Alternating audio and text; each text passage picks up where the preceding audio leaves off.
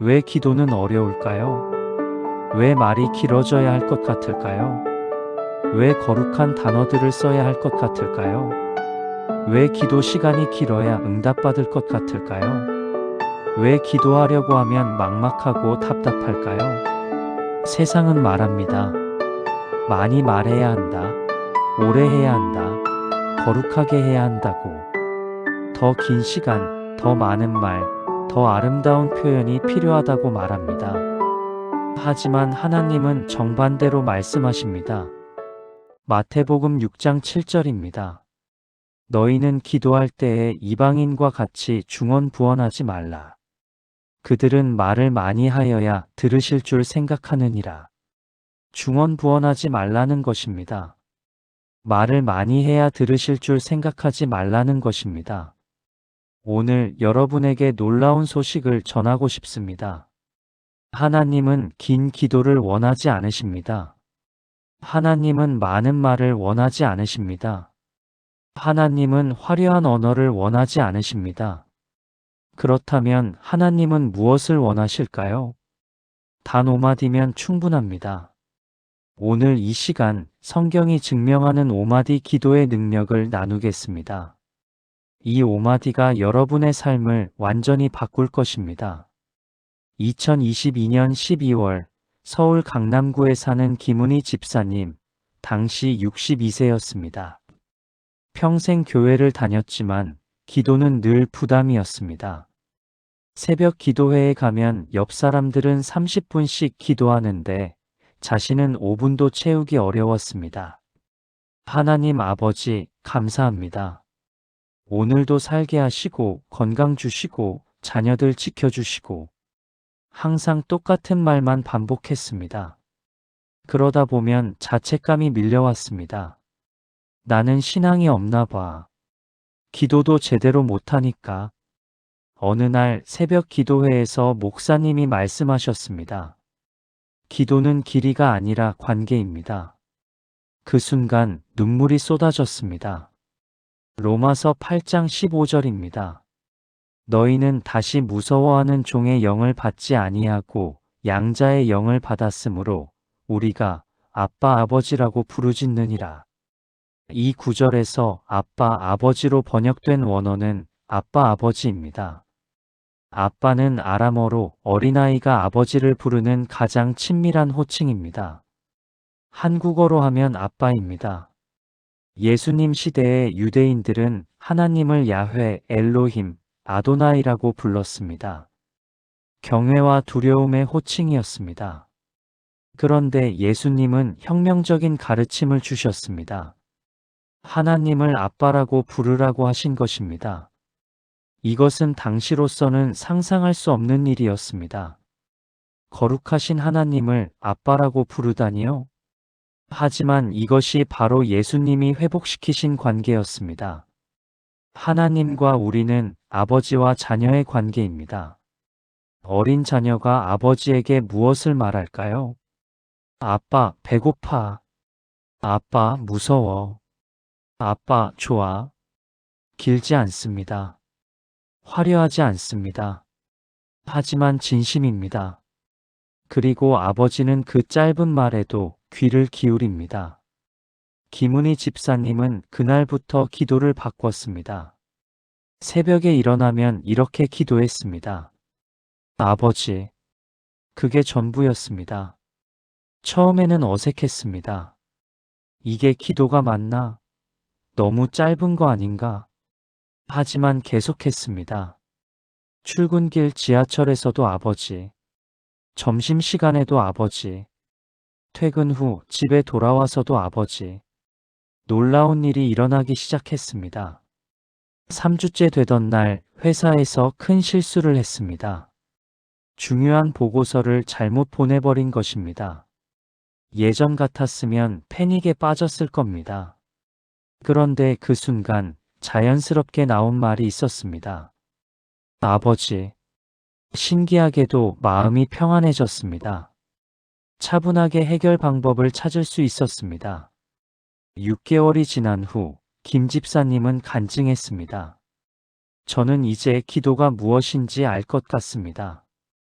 기도는 하나님께 보고하는 게 아니라 아버지를 찾는 거였습니다. 그 한마디 아버지가 제 인생을 바꿨습니다. 여러분, 기도의 시작은 아버지입니다. 그 한마디면 충분합니다.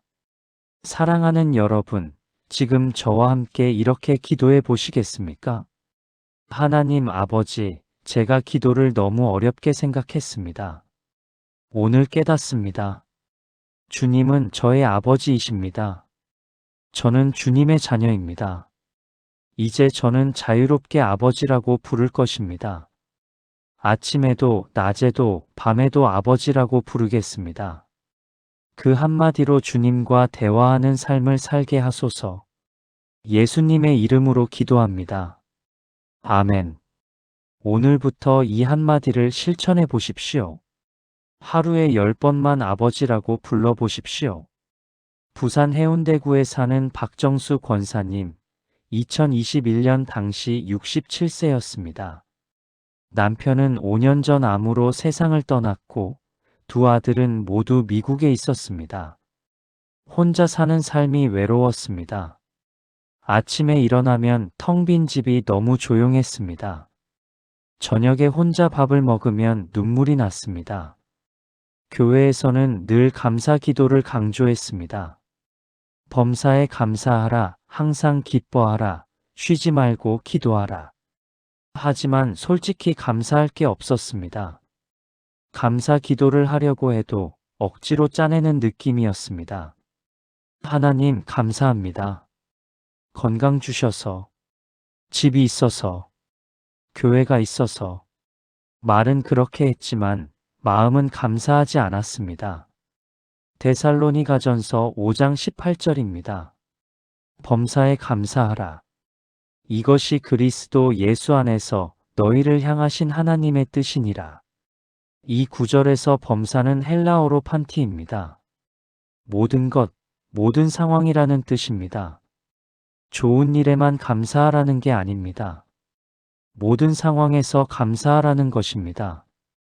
왜 하나님은 이렇게 명령하실까요?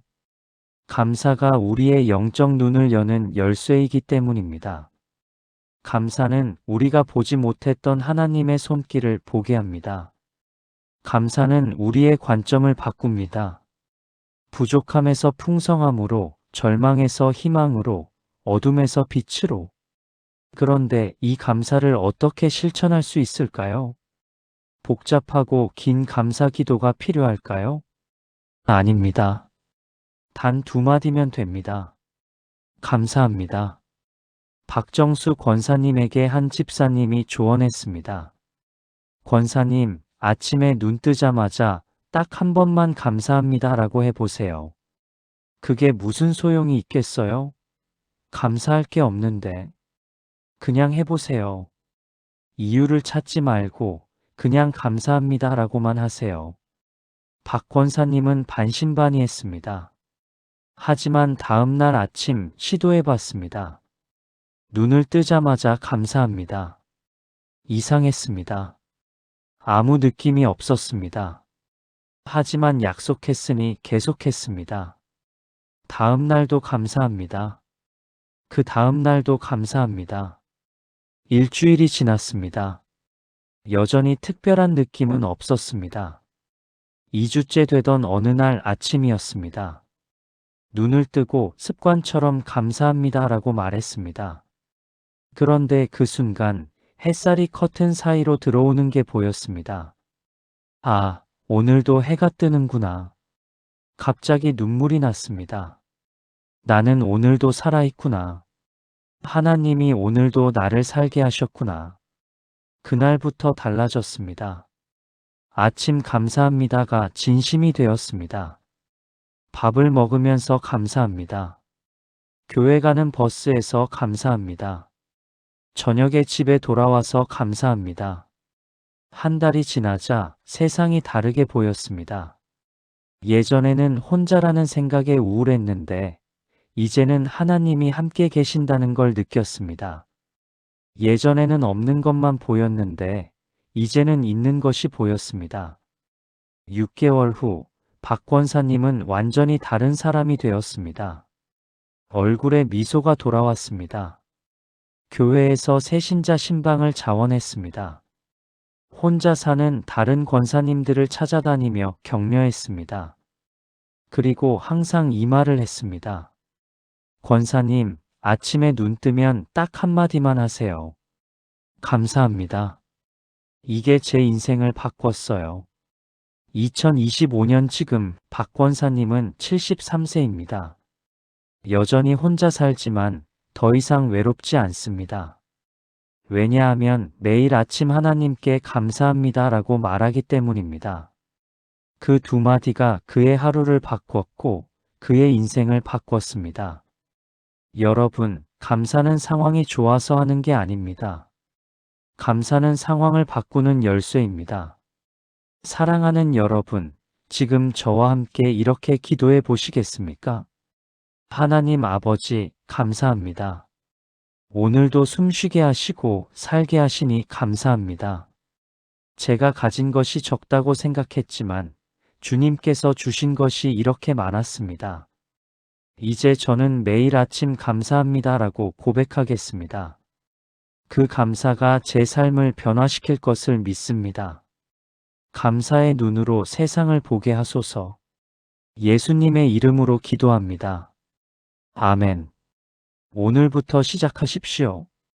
아침에 눈 뜨면 첫 마디를 감사합니다로 시작하십시오. 인천 남동구에 사는 이미영 성도님, 2023년 당시 58세였습니다. 중학교 2학년 아들이 게임 중독이었습니다. 하루 종일 방문을 잠그고 게임만 했습니다.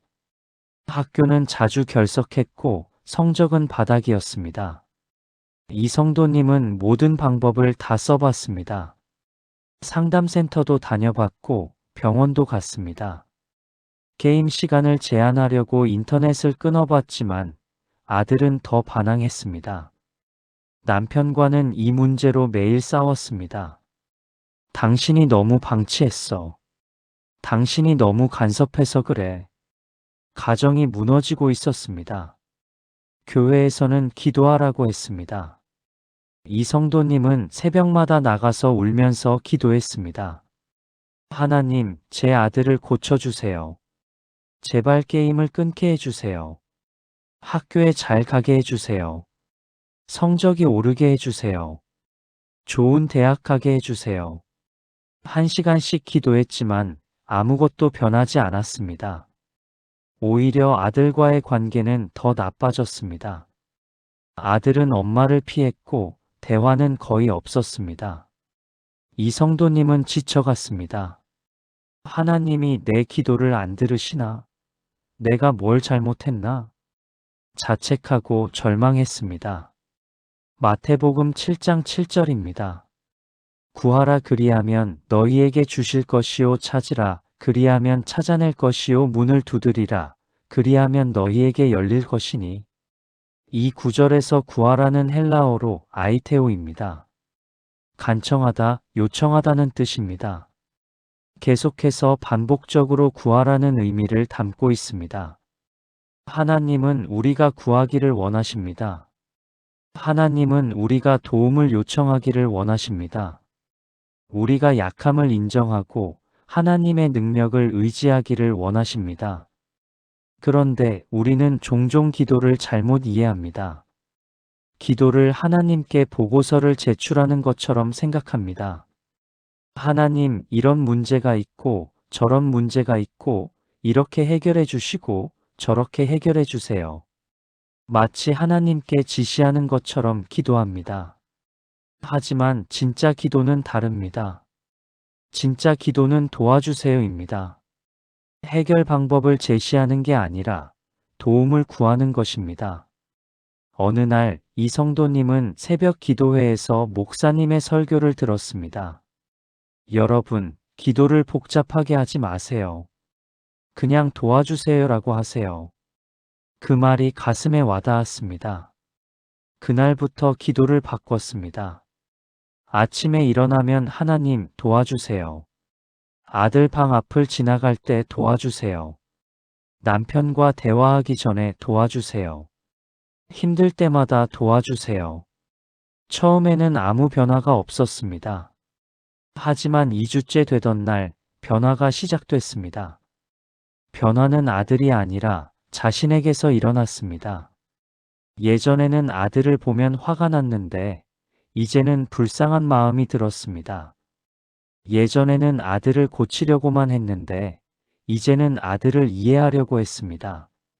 어느 날 용기를 내서 아들 방문을 두드렸습니다. 엄마가 미안해. 엄마가 너를 이해하려고 하지 않았어. 엄마가 너를 너무 몰아붙였어. 아들이 문을 열었습니다. 처음으로 엄마와 눈을 마주쳤습니다. 그리고 울었습니다. 엄마, 나도 힘들어. 게임 안 하고 싶은데 못 끊겠어. 학교 가고 싶은데 무서워. 그날 엄마와 아들은 한참을 안고 울었습니다. 그게 시작이었습니다.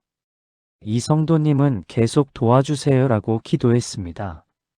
아들과 대화할 때마다 도와주세요. 아들이 힘들어할 때마다 도와주세요. 3개월이 지나자 아들이 조금씩 변하기 시작했습니다. 게임 시간이 줄었습니다. 학교에 가는 날이 늘었습니다. 6개월 후 아들은 상담을 받기로 결정했습니다. 엄마가 강요한 게 아니라 아들 스스로 선택한 것이었습니다. 1년 후인 지금 아들은 고등학교 1학년입니다. 여전히 게임을 하지만 중독은 아닙니다. 학교에 잘 가고 친구도 생겼습니다. 이 성도님은 고백합니다. 제가 변했습니다. 제가 아들을 고치려고 하지 않고 하나님께 도움을 구했을 때 하나님이 먼저 저를 고치셨습니다. 그리고 아들도 변하기 시작했습니다. 도와주세요. 이 세 마디가 우리 가정을 구했습니다. 여러분, 우리는 약합니다. 우리는 스스로 할 수 없습니다. 그것을 인정하는 것이 기도의 시작입니다. 사랑하는 여러분, 지금 저와 함께 이렇게 기도해 보시겠습니까? 하나님 아버지, 저는 약합니다. 저 혼자서는 할 수 없습니다. 주님의 도움이 필요합니다. 도와주세요. 제 인생의 문제들을 제가 해결할 수 없습니다. 제 가족을 제가 고칠 수 없습니다. 제 미래를 제가 책임질 수 없습니다. 도와주세요. 매 순간 주님의 도우심을 구하는 삶을 살게 하소서. 예수님의 이름으로 기도합니다. 아멘. 어려움이 있을 때마다 이 세 마디를 기억하십시오. 도와주세요. 대전 서구에 사는 최연숙 집사님, 2020년 당시 65세였습니다. 30년 동안 함께 일했던 동료 때문에 큰 상처를 받았습니다. 회사에서 중요한 프로젝트를 함께 진행했는데 그 동료가 모든 공을 혼자 가져갔습니다. 승진은 그 동료가 했고 최 집사님은 그대로였습니다. 배신감이 컸습니다. 그 후로 그 동료를 볼 때마다 가슴이 답답했습니다. 밤에 잠을 못 잤습니다. 그 사람 생각만 하면 화가 치밀었습니다. 왜 나한테 그랬을까? 30년을 함께 일했는데 원망과 분노가 마음을 갉아먹었습니다. 건강도 나빠졌습니다. 혈압이 올랐고 소화가 안 됐습니다. 의사는 스트레스 때문이라고 했습니다. 교회에서는 용서하라고 했습니다. 집사님, 용서해야 해요. 용서하지 않으면 집사님만 힘들어요. 머리로는 알았습니다. 하지만 마음이 안 됐습니다. 용서? 어떻게 용서해? 그 사람이 사과도 안 했는데 억지로 용서합니다라고 말해봤지만 전혀 용서되지 않았습니다. 오히려 위선적인 느낌만 들었습니다. 마태복음 6장 12절입니다. 우리가 우리에게 죄 지은 자를 사하여 준 것 같이 우리 죄를 사하여 주시옵고. 주기도문이 한 구절입니다. 이 구절은 조건을 제시합니다. 우리가 다른 사람을 용서하는 것처럼 하나님도 우리를 용서하신다는 것입니다.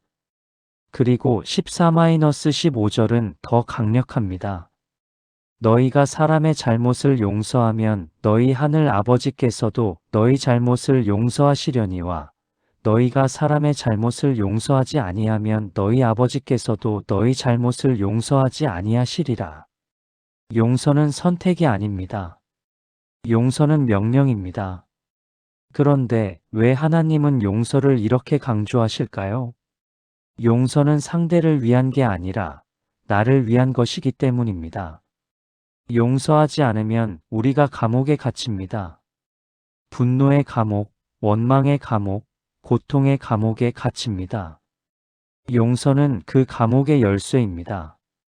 그런데 어떻게 용서할 수 있을까요? 복잡한 과정이 필요할까요? 아닙니다. 단 3마디면 됩니다. 용서하세요. 어느 날 최 집사님은 새벽 기도 중에 목사님의 기도를 들었습니다. 하나님, 제가 용서할 수 없습니다. 대신 용서하게 해주세요. 용서하세요. 그 기도가 마음을 찔렀습니다. 아, 내가 용서할 수 없으면 하나님께 용서해달라고 기도하면 되는구나. 그날부터 기도를 바꿨습니다. 하나님, 제가 용서할 수 없습니다. 용서하세요. 처음에는 이상했습니다. 이게 진짜 용서일까? 하지만 계속했습니다. 매일 아침 하나님, 용서하세요. 그 사람 생각이 날 때마다 용서하세요. 화가 날 때마다 용서하세요. 한 달이 지났습니다. 조금씩 마음이 가벼워졌습니다. 예전에는 그 사람 생각만 해도 잠을 못 잤는데 이제는 조금 덜 힘들었습니다. 2개월이 지나자 놀라운 일이 일어났습니다. 회사에서 우연히 그 동료와 마주쳤습니다. 예전 같았으면 피했을 텐데 이번에는 자연스럽게 인사했습니다. 안녕하세요. 그 동료도 놀란 표정으로 인사했습니다. 그 순간 최 집사님은 깨달았습니다. 아, 내가 용서했구나. 하나님이 나를 통해 용서하셨구나.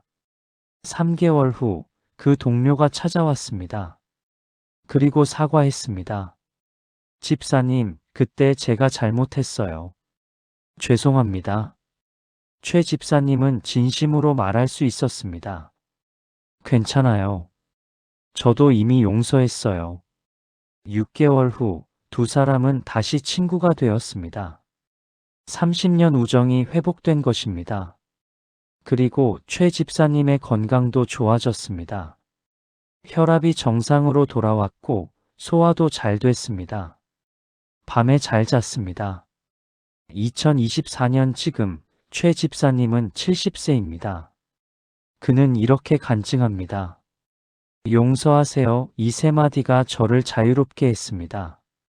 제가 용서할 수 없을 때 하나님께 용서해달라고 기도했더니 하나님이 제 마음을 바꿔주셨습니다. 그리고 놀랍게도 상대방도 변했습니다. 여러분, 용서는 우리의 능력이 아닙니다. 용서는 하나님의 은혜입니다. 우리가 할 수 있는 것은 하나님께 용서를 구하는 것입니다. 사랑하는 여러분, 지금 저와 함께 이렇게 기도해 보시겠습니까? 하나님 아버지, 저는 용서할 수 없습니다. 제 마음에 원망과 분노가 있습니다. 제 힘으로는 용서할 수 없습니다. 하나님, 용서하세요. 하나님이 저를 대신해서 용서해 주세요. 하나님이 제 마음을 바꿔주세요. 그래서 제가 자유롭게 하소서. 용서의 은혜를 경험하게 하소서. 예수님의 이름으로 기도합니다. 아멘. 용서하기 힘든 사람이 있다면 이 3마디를 기도하십시오. 하나님, 용서하세요.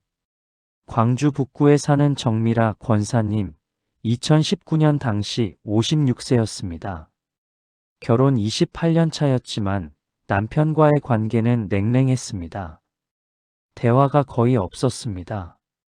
아침에 일어나도 인사를 안 했습니다. 저녁에 함께 밥을 먹어도 TV만 봤습니다. 언제부터 이렇게 됐는지 기억도 안 났습니다. 결혼 초에는 사랑했습니다. 서로를 아꼈고 대화도 많았습니다. 하지만 시간이 지나면서 일상에 묻혔습니다.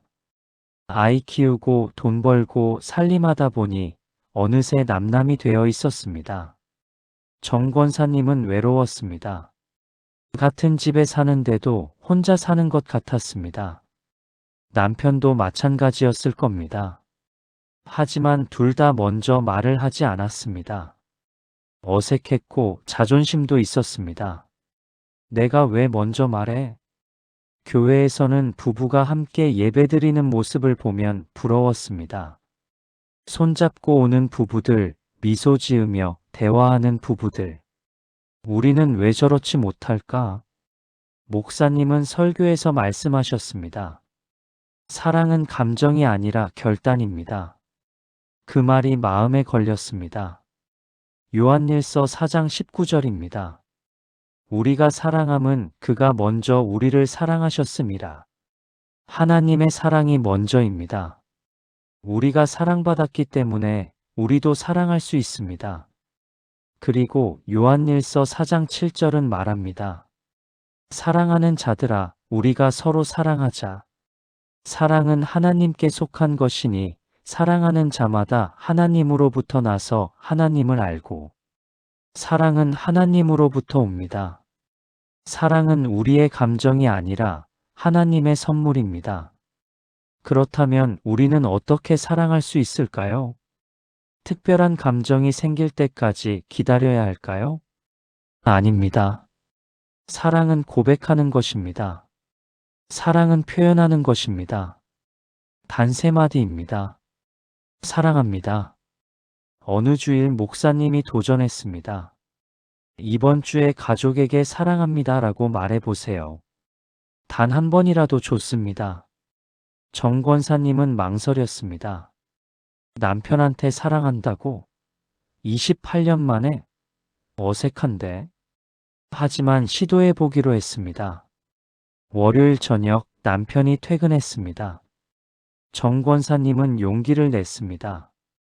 여보, 남편이 돌아봤습니다. 저녁 먹어요. 말이 안 나왔습니다. 화요일도 실패했습니다. 수요일도 실패했습니다. 목요일 새벽 기도했습니다. 하나님, 제가 말할 수 없습니다. 도와주세요. 그날 저녁 다시 시도했습니다. 여보, 남편이 돌아봤습니다. 정 권사님은 눈을 감고 말했습니다. 사랑해요. 남편이 얼어붙었습니다. 뭐라고? 사랑한다고요. 여보. 침묵이 흘렀습니다. 남편의 눈에 눈물이 고였습니다. 나도 사랑해.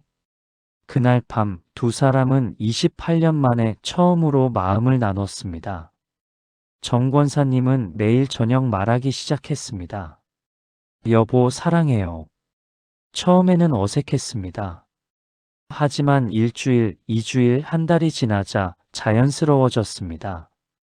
그리고 놀라운 일이 일어났습니다. 남편도 먼저 말하기 시작했습니다. 당신 사랑해. 아침에 출근하면서도 사랑해. 저녁에 집에 오면서도 사랑해. 대화가 늘었습니다. 웃음이 늘었습니다. 손을 잡고 산책도 했습니다. 1년 후, 정 권사님 부부는 완전히 달라졌습니다. 주일에 함께 교회 오고, 함께 식사하고, 함께 기도했습니다. 친구들이 물었습니다. 무슨 일 있어? 둘이 왜 이렇게 달라? 정 권사님은 웃으며 대답했습니다. 사랑합니다. 이 3마디가 우리 결혼을 살렸어요. 2024년 지금 정 권사님 부부는 결혼 33년 차입니다. 매일 아침, 매일 저녁 사랑해라고 말합니다. 그 3마디가 그들의 일상이 되었습니다. 여러분, 사랑은 감정을 기다리는 게 아닙니다. 사랑은 먼저 표현하는 것입니다. 사랑은 고백하는 것입니다. 사랑하는 여러분, 지금 저와 함께 이렇게 기도해 보시겠습니까? 하나님 아버지, 감사합니다. 주님께서 먼저 저를 사랑해 주셨습니다. 저도 사랑하는 사람이 되게 하소서. 제 가족에게, 제 이웃에게 사랑합니다 라고 말하게 하소서. 어색해도 쑥스러워도 먼저 표현하는 용기를 주소서. 사랑을 표현할 때 관계가 회복되고 치유됨을 믿습니다. 예수님의 이름으로 기도합니다. 아멘. 오늘부터 시작하십시오. 가족에게 사랑해라고 말하십시오. 서울 송파구에 사는 김동현 집사, 2021년 당시 53세였습니다. 작은 사업을 하고 있었습니다. 10년 동안 열심히 일해서 어느 정도 자리를 잡았습니다. 그런데 큰 사업 기회가 왔습니다. 대기업과 계약할 수 있는 기회였습니다. 성공하면 회사가 10배는 커질 것 같았습니다. 하지만 위험도 컸습니다. 실패하면 지금까지 모은 돈을 다 잃을 수 있었습니다. 김 집사는 고민에 빠졌습니다. 할까 말까?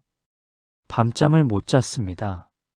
아내와 상의했지만 아내도 결정을 못했습니다. 친구들에게 물어봤습니다. 하는 게 낫지. 기회는 자주 오지 않아. 하지 마. 너무 위험해. 의견이 갈렸습니다. 더 혼란스러웠습니다. 교회에 가서 기도했습니다. 하나님, 제가 이 사업을 해야 할까요? 답을 주세요. 표적을 보여주세요. 간절히 기도했지만 답이 없었습니다. 하늘에서 음성도 들리지 않았고 꿈도 꾸지 않았습니다. 시간은 흘렀고 결정 기한이 다가왔습니다. 김 집사는 초조했습니다. 하나님이 왜 답을 안 주시지? 잠언 3장 5-6절입니다. 너는 마음을 다하여 여호와를 신뢰하고 내 명철을 의지하지 말라. 너는 범사의 그를 인정하라. 그리하면 내 길을 지도하시리라. 이 구절에서 신뢰하고는 히브리어로 바타흐입니다. 의지하다, 안식하다는 뜻입니다. 하나님을 신뢰한다는 것은 내 계획을 강요하는 게 아닙니다. 하나님의 뜻에 나를 맡기는 것입니다. 그리고 지도하시리라는 히브리어로 야샤르입니다. 곧게 하다, 평탄하게 하다는 뜻입니다. 하나님이 우리의 길을 인도하신다는 약속입니다. 그런데 우리는 종종 하나님께 우리의 계획을 승인해달라고 기도합니다. 하나님, 제가 이렇게 하려고 하는데 괜찮죠? 이것은 진짜 기도가 아닙니다. 진짜 기도는 우리의 뜻을 내려놓는 것입니다. 하나님, 제 뜻이 아니라 주님 뜻대로 하소서. 어느 주일 목사님이 설교했습니다. 여러분, 예수님도 겟세마네 동산에서 이렇게 기도하셨습니다. 내 뜻대로 마시고 아버지의 뜻대로 하옵소서. 우리도 이렇게 기도해야 합니다. 그 설교가 김 집사의 마음을 찔렀습니다. 아, 내가 잘못 기도했구나. 나는 하나님께 내 계획을 승인해달라고 했지 하나님의 뜻을 구하지 않았구나. 그날 밤 기도를 바꿨습니다. 하나님, 제가 이 사업을 하고 싶습니다. 하지만 제 뜻이 아니라 주님 뜻대로 하겠습니다. 주님이 원하시면 하고 원하지 않으시면 안 하겠습니다. 신기하게도 마음이 평안해졌습니다. 다음 날 아침에 일어나서도 기도했습니다. 주님 뜻대로. 회사에 출근해서도 주님 뜻대로. 점심시간에도 주님 뜻대로. 3일째 되던 날 결정 기한 하루 전이었습니다. 김 집사는 마지막으로 기도했습니다. 하나님, 주님 뜻대로 하겠습니다. 그리고 계약서를 보다가 갑자기 한 조항이 눈에 들어왔습니다. 처음 보는 조항이었습니다. 자세히 읽어봤습니다. 이건 너무 불리한 조건인데? 그 조항 때문에 나중에 큰 손해를 볼 수 있었습니다. 김 집사는 상대방 회사에 전화했습니다. 이 조항은 처음 보는데요. 아, 그거요? 최근에 추가된 거예요. 이건 너무 불공평한데요. 그럼 계약 안 하시겠다는 거예요? 김 집사는 잠시 고민했습니다. 그리고 결정했습니다. 네, 이런 조건이라면 계약하지 않겠습니다. 전화를 끊었습니다. 순간 두려움이 몰려왔습니다. 내가 잘한 걸까?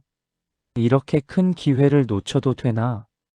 하지만 동시에 평안이 왔습니다. 주님 뜻대로 했어. 이게 맞아. 3개월 후 놀라운 소식을 들었습니다. 그 대기업이 계약했던 다른 회사들이 큰 손해를 봤다는 것입니다. 그 불공평한 조항 때문이었습니다. 만약 김 집사가 계약했다면 파산했을 것입니다. 하나님이 지켜주신 것입니다. 6개월 후 더 좋은 기회가 왔습니다. 조건도 공정하고 위험도 적은 계약이었습니다. 김 집사는 그 계약을 진행했고 회사는 안정적으로 성장했습니다. 2024년 지금 김 집사의 회사는 건강하게 운영되고 있습니다. 그는 이렇게 간증합니다. 주님 뜻대로 이 네 마디가 제 인생을 구했습니다. 제 계획을 내려놓고 하나님의 뜻을 구했을 때 하나님이 제 길을 인도하셨습니다. 여러분, 우리의 계획이 아니라 하나님의 뜻이 먼저입니다. 우리가 할 수 있는 최선의 기도는 주님 뜻대로입니다. 사랑하는 여러분, 지금 저와 함께 이렇게 기도해 보시겠습니까? 하나님 아버지, 제 계획이 아니라 주님의 뜻을 구합니다. 제가 원하는 것이 아니라 주님이 원하시는 것을 원합니다. 제 뜻을 내려놓고 주님의 뜻에 순종하겠습니다. 주님 뜻대로 제 인생을 인도하소서. 주님의 길이 최선임을 믿습니다. 주님 뜻대로 하옵소서. 예수님의 이름으로 기도합니다. 아멘. 결정이 필요한 순간마다 이 네 마디를 기도하십시오. 주님 뜻대로. 제주도에 사는 한미숙 권사님, 2022년 당시 61세였습니다. 평생 교회를 다녔지만 기도 끝에 아멘을 습관처럼 말했습니다. 하나님 감사합니다. 건강 주시고 가족 지켜주시고 예수님의 이름으로 기도합니다. 아멘. 아멘이 무슨 뜻인지 생각해 본 적이 없었습니다. 그냥 기도 끝에 하는 말이라고 생각했습니다. 한 권사님의 삶에는 믿음이 없었습니다. 기도는 했지만 응답을 기대하지 않았습니다. 성경을 읽었지만 말씀이 현실이 될 거라고 믿지 않았습니다. 교회는 갔지만 하나님이 정말 살아계시다고 확신하지 못했습니다. 그냥 습관이었습니다. 그래서 삶에 능력이 없었습니다. 여전히 불안했고 걱정이 많았고 두려웠습니다. 어느 날 새로 부임한 목사님이 설교했습니다. 여러분, 아멘이 무슨 뜻인지 아십니까? 한 권사님은 처음 생각해 봤습니다. 아멘이 무슨 뜻이지? 목사님이 설명했습니다. 아멘은 히브리어입니다. 진실로 확실히 그렇게 될 것입니다 라는 뜻입니다. 아멘은 단순한 기도 마침표가 아닙니다. 아멘은 믿음의 선포입니다. 그 설교가 한 권사님의 마음을 흔들었습니다. 고린도후서 1장 20절입니다. 하나님의 약속은 얼마든지 그리스도 안에서 예가 되니 그런즉 그로 말미암아 우리가 아멘하여 하나님께 영광을 돌리게 되느니라. 이 구절에서 예는 헬라어로 나이입니다. 그렇다 예스라는 뜻입니다. 하나님의 모든 약속은 예수님 안에서 예스입니다. 그리고 우리는 그것에 아멘으로 응답합니다. 아멘은 하나님의 약속에 대한 우리의 동의입니다. 아멘은 하나님의 말씀을 믿는다는 고백입니다. 아멘은 그것이 이루어질 것이라는 확신입니다. 요한계시록 3장 14절은 예수님을 아멘이신 이라고 부릅니다. 예수님은 아멘 그 자체이십니다. 예수님은 하나님의 약속을 이루시는 분이십니다. 그렇다면 우리가 기도 끝에 아멘이라고 할 때 우리는 무엇을 선포하는 걸까요? 이것이 이루어질 것을 믿습니다. 하나님의 약속을 신뢰합니다. 그렇게 될 것입니다. 한 권사님은 깨달았습니다. 나는 아멘을 습관처럼 말했지 믿음으로 말하지 않았구나. 그날부터 기도가 달라졌습니다. 아침에 일어나서 기도했습니다. 하나님, 오늘도 저를 지켜주실 것을 믿습니다. 아멘. 예전처럼 습관적으로 말하지 않았습니다. 확신을 가지고 선포했습니다. 처음에는 어색했습니다. 정말 이렇게 확신해도 되나? 하지만 계속했습니다. 성경을 읽을 때도 달라졌습니다. 두려워하지 말라. 내가 너와 함께함이라. 이 구절을 읽고 나서 말했습니다. 아멘. 하나님이 나와 함께 하십니다. 점점 확신이 생겼습니다. 1개월이 지나자 삶이 달라지기 시작했습니다. 예전처럼 불안하지 않았습니다. 문제가 생겨도 하나님이 해결하실 것입니다. 아멘. 하고 선포했습니다. 그리고 정말 해결됐습니다. 3개월 후 큰 시험이 왔습니다. 남편이 건강검진에서 이상 소견을 받았습니다. 정밀 검사가 필요하다고 했습니다. 예전 같았으면 패닉에 빠졌을 겁니다. 하지만 한 권사님은 기도했습니다. 하나님, 남편을 치료하실 것을 믿습니다. 하나님은 치료자이십니다. 아멘. 확신을 가지고 선포했습니다. 2주 후 정밀 검사 결과가 나왔습니다. 다행히 큰 문제가 아니었습니다. 간단한 치료로 해결됐습니다. 한 권사님은 눈물을 흘리며 감사했습니다. 하나님 감사합니다. 아멘. 정말 아멘입니다. 6개월 후 한 권사님은 완전히 다른 사람이 되었습니다. 얼굴에 확신이 넘쳤습니다. 기도할 때 능력이 있었습니다. 다른 성도들이 물었습니다. 권사님, 무슨 일 있어요? 너무 달라지셨어요. 한 권사님은 웃으며 대답했습니다. 아멘을 깨달았어요. 아멘은 그냥 기도 끝맺음이 아니에요. 아멘은 믿음의 선포예요. 그렇게 될 것입니다. 라는 확신이에요. 2024년 지금 한 권사님은 65세입니다. 그는 매일 성경을 읽고 말씀마다 아멘 을 선포합니다. 기도할 때마다 확신을 가지고 아멘 을 외칩니다. 그의 삶에는 능력이 있습니다. 믿음이 있습니다. 확신이 있습니다.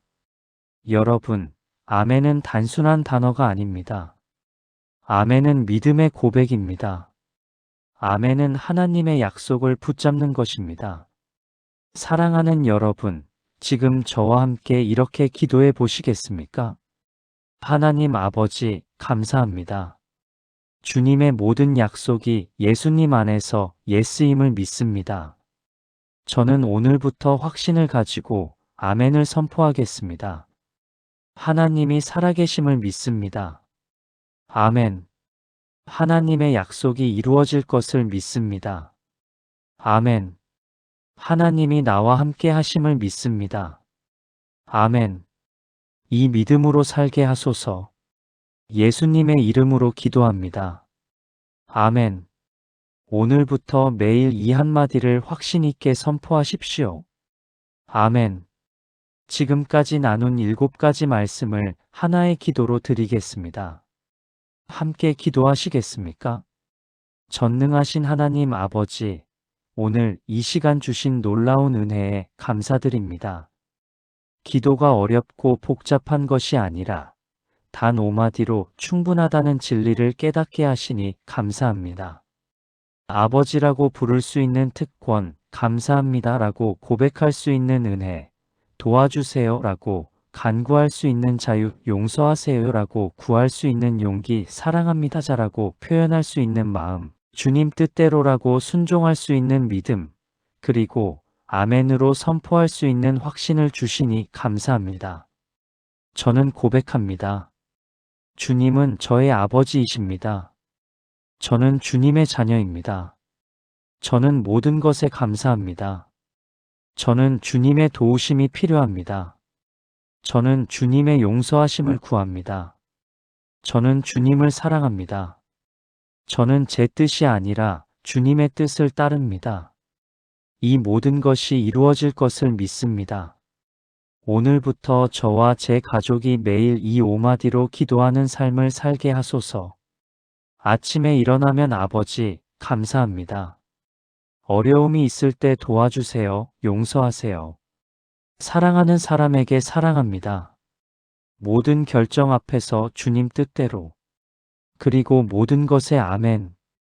이 5마디가 우리 삶의 고백이 되게 하시고 이 5마디가 우리를 변화시키게 하소서. 긴 기도가 아니라 진실한 기도를 드리게 하소서. 많은 말이 아니라 믿음의 말을 하게 하소서. 화려한 언어가 아니라 하나님께 닿는 고백을 하게 하소서. 우리의 기도를 들으시고 응답하시는 살아계신 하나님을 날마다 경험하게 하소서. 이 5마디가 우리 가정을 변화시키고 우리 교회를 변화시키고 우리 인생을 변화시키게 하소서. 주님의 이름이 영광 받으시기를 원합니다. 살아계신 예수 그리스도의 이름으로 기도합니다. 아멘. 사랑하는 성도 여러분, 오늘 우리가 나눈 7가지를 정리하겠습니다. 첫째, 아버지입니다. 기도는 하나님과의 관계에서 시작됩니다. 하나님은 우리의 아버지이시고 우리는 그분의 자녀입니다. 둘째, 감사합니다입니다. 감사는 우리의 영적 눈을 열어줍니다. 감사는 없는 것이 아니라 있는 것을 보게 합니다. 셋째, 도와주세요입니다. 우리는 약하고 하나님의 도우심이 필요합니다. 그것을 인정하는 것이 진짜 기도입니다. 넷째, 용서하세요입니다. 우리가 용서할 수 없을 때 하나님께 용서해달라고 구하면 됩니다. 용서는 우리를 자유롭게 합니다. 다섯째, 사랑합니다입니다. 사랑은 표현하는 것입니다. 사랑은 먼저 고백하는 것입니다. 여섯째, 주님 뜻대로입니다. 우리의 계획이 아니라 하나님의 뜻이 최선입니다. 우리의 뜻을 내려놓는 것이 진짜 믿음입니다. 일곱째, 아멘입니다.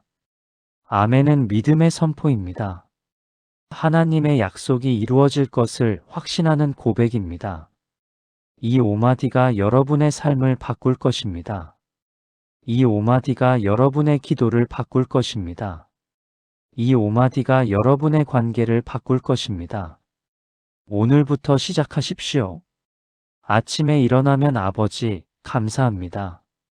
어려움이 있을 때 도와주세요. 누군가를 용서하기 힘들 때 하나님, 용서하세요. 사랑하는 사람에게 사랑합니다. 결정을 내릴 때 주님 뜻대로. 그리고 모든 것에 확신을 가지고 아멘. 이것이 하나님이 원하시는 기도입니다. 길지 않아도 됩니다. 화려하지 않아도 됩니다. 진실하면 됩니다. 여러분, 하나님은 우리의 긴 기도를 원하지 않으십니다. 하나님은 우리의 진실한 마음을 원하십니다. 오늘 이 말씀이 여러분의 삶에 능력이 되기를 축복합니다. 여러분의 기도가 응답받기를 축복합니다. 여러분의 삶이 변화되기를 축복합니다.